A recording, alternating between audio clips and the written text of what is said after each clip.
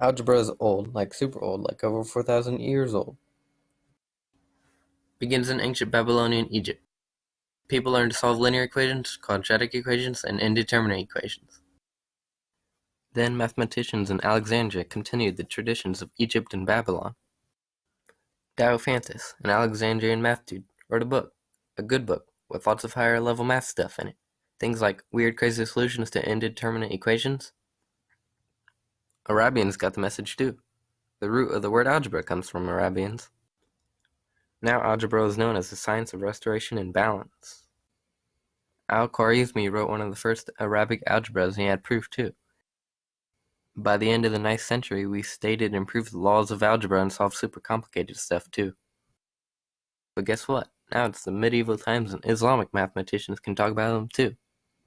Also, we can multiply, divide, and find square roots of polynomials, and we discovered something called the binomial theorem. Now a guy from Persia named Omar Khayyam knows how to express cubic equations because of some lines, but he couldn't find a formula for the roots. Word of Omar's problem got around, and a cool guy from Italy said, "Hey, I could do that," and he did.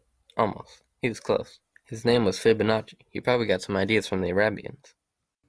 Knock knock. Who's there? It's the 16th century, and we have the real answer to Omar's problem, thanks to Scipione del Ferro, Niccolo Tartaglia, and Girolamo Cardano. This got people thinking, hey, let's find a formula for roots of equations with degrees 5 or higher.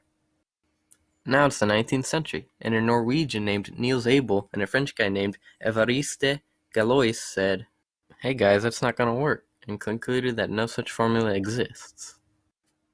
Knock knock. We're back. It's the 16th century, and now instead of having unknown things, we have symbols for those unknown things. Then the French philosopher René Descartes wrote a book about those symbols for unknown things. Then René Descartes discovered analytic geometry and a few other things, like the theory of equations. But then Carl Friedrich Gauss stole the French philosopher's idea and actually found proof for the theory of equations. Now we're into abstract math, not equations. Now we have things like complex numbers and quaternions and vectors. Now we're into the modern phase of algebra. Now we're here.